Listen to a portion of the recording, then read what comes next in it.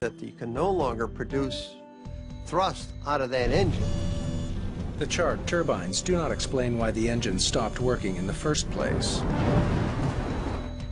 For some reason, Flight 110's engines had quit, restarted, and only then burned up.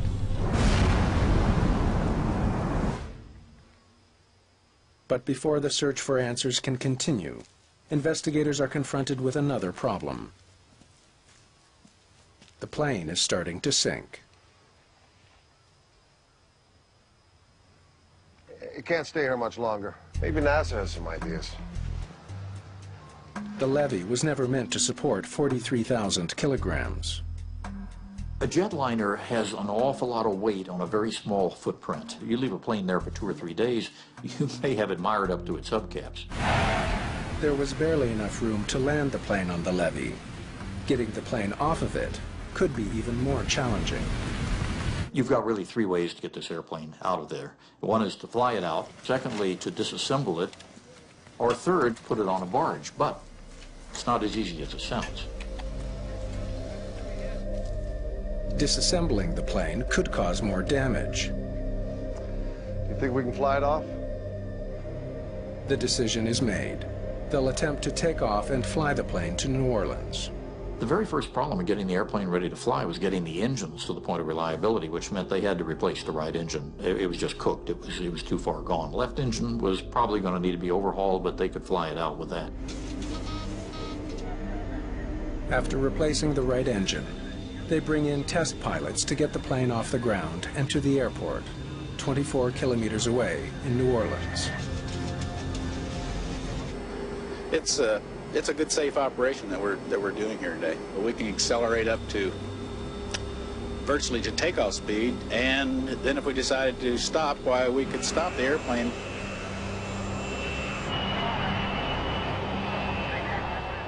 With no passengers and very little fuel to weigh the plane down, it reaches takeoff speed in just 365 meters. The investigation at the emergency landing site comes to a dramatic end. In most scenarios in which an airplane comes down in the wrong place but is still intact, you probably never get it out that way. This just happened to be amazing luck. Hey, guys. Investigators must now try to figure out why the engines failed in mid-flight. If rain caused them to shut down, thousands of other planes are at risk. This was an incredible situation because these engines are just too reliable. Did they go through a thunderstorm? Well, that's not supposed to do it, so what happened?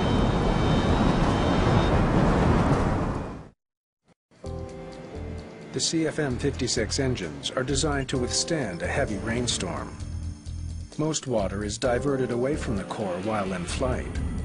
Whatever makes it inside should evaporate or drain from the engine. The engines were sent back to the GE test facility in Ohio, where they have the test facilities that can recreate water ingestion testing. If some hidden design flaw caused the engines to fail, investigators need to find it.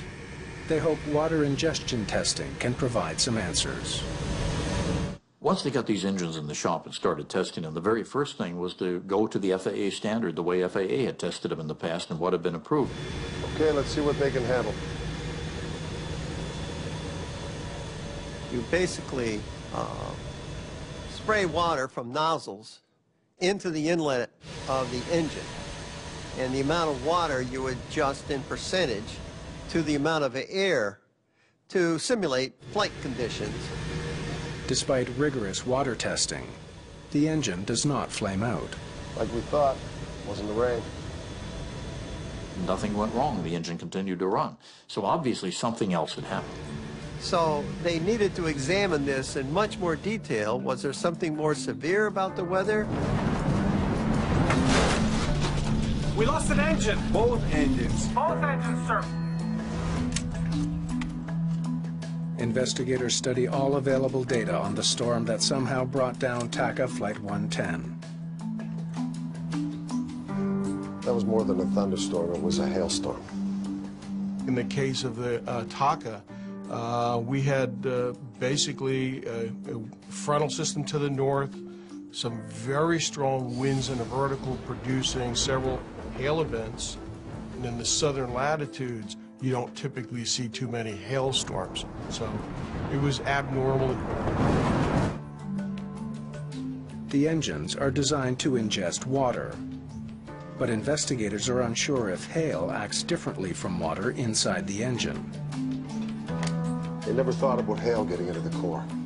Hail is only created in a thunderstorm. It basically starts as a raindrop. It goes up above the freezing level, freezes, becomes a piece of ice. Then as it gets heavier, drops back down below the freezing level, coats another layer of water around it, and gets back into the updraft again, brought to higher altitudes, and refreezes.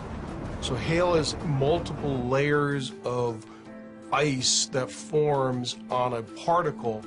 Investigators learned that the engines were designed to withstand the impact from hailstones of a certain size. The FAA standards called for a mixture of hail sizes of 1-inch and 2-inch diameter balls. Some of the hail TACA 110 encountered was smaller than that. Those smaller pieces of hail could make their way through the fan and compressor blades, accumulating deep inside the engine where they would melt. Hail was considered to not be a factor in the center core, but if it had been, what would it look like? Investigators calculate the amount of hail that could have entered the engine core. They then estimate the volume of water the melting ice would have produced. That's substantially more water. Investigators want to know if this excess water overwhelmed the engines and caused the failure. Okay, let's try more water and see what happens. They perform another water ingestion test. This time, adding even more water to account for the hail inside the engines. So if they used enough water to emulate that, maybe they could make it fail. Well, they tried using a high speed on the engine, and still it wouldn't fail.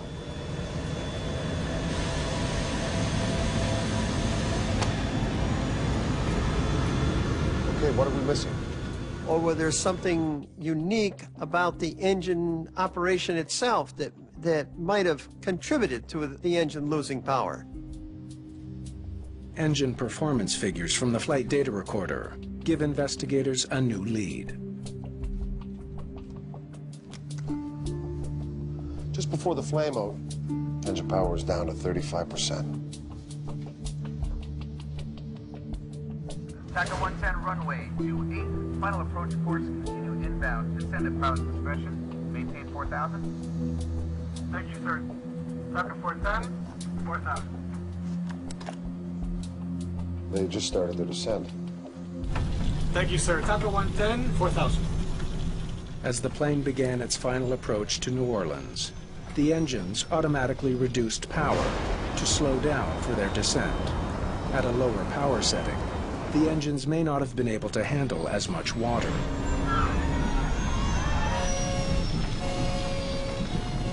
We've been testing everything in accordance with the normal FAA methodologies at high speed on the engines, but these guys were in descent to New Orleans. They repeat the test, this time with less power to the engines. So we want to see what happens when we add the same amount of water, but with the engines powered down to 35%, okay?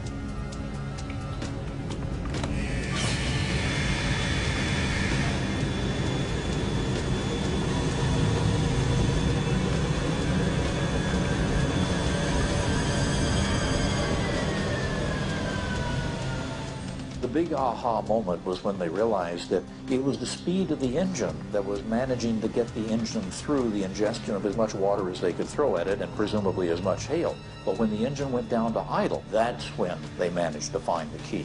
That's when the engine couldn't handle it. Well, now we know what happened. Bad timing. And that test gave a completely different result. Investigators have discovered why the engines flamed out. At the lower speeds, the hail having a significant velocity and momentum can actually see an opening between the fan blades. And it's able to get through the fan blades and directly into the core.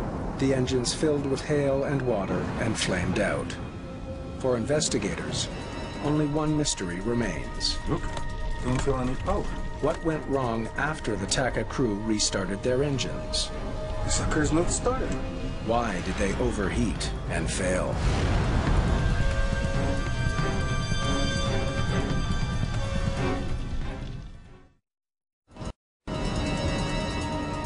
When the engines on the 737 flamed out, the crew knew they had to act fast. We lost power on the engines. To have any hope of restoring engine power, they needed to first get the APU running. Get the APU started. Since the engines were no longer spinning, they had stopped ingesting air and water, but a successful restart was far from guaranteed. If you do not have all the proper conditions, you can get what's called a hot start, which means that you have too much fuel for the amount of air going into it, and the flame will now migrate into the turbine, where it could overheat it. After studying the engine data from the flight recorder, investigators conclude that the overheating and ultimate failure of the engines was in fact due to a hot start. Mayday, mayday, TACA 110. We lost an engine. Both engines. Both engines, sir. Both engines. With his engines flooded with fuel and no time to properly drain them, Dardanot hit the ignition switch. If it didn't get all the timing correctly, then this is what's going to happen. You're going to get a hot start. I can't be critical of a pilot in that condition. That aircraft is coming down. Rain and hail from an intense storm crippled a modern passenger jet and nearly led to disaster. Investigators must find a way to make sure it never happens again. One of the beauties of aviation and aviation safety is when we find there's a problem, everybody works together to solve it. And in this case, the problem indicated a need for an engine change, not a complete design overhaul, but just a few tweaks. But that was done almost immediately, much to the credit of everybody involved. The shape of the engine nose cone and the spacing of the fan blades is modified in order to better deflect hail away from the core. Also, additional bleed doors are added to drain more water from the engine. That sort of thing hasn't happened again, and there are thousands and thousands of these engines flying every day for hours and hours and hours. Within a year of the incident, 737-300s around the world are retrofitted with the upgrades. The plane involved in the daring landing is back in service within a month. Look at that one over there. That's where we're going to go in. You got it, my friend. The crew's action on Flight 110 are legendary in the aviation world. The decision-making at the very end, when they were going to put it in the canal and saw an opportunity to put it on dry ground and did so, that was superlative. It was the decision-making. Investigators credit the calm nerves and determination of Captain Carlos Dardanot Watch out for the wing on that side. I see it. for avoiding what could have been a fatal disaster.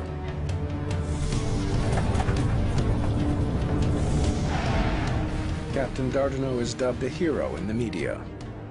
Passengers that day were overjoyed.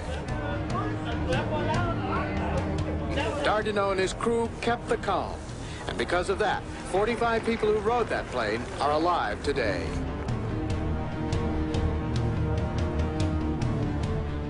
Today, the Dardanot family tradition continues. Carlos's son and daughter have followed in their father's footsteps, both becoming pilots. At the beginning, I was mad when I was shot. I lost part of my vision, and then I had this accident that everything went well. And 20 years later, I have a career, and have a good life, and life is for a reason is for life.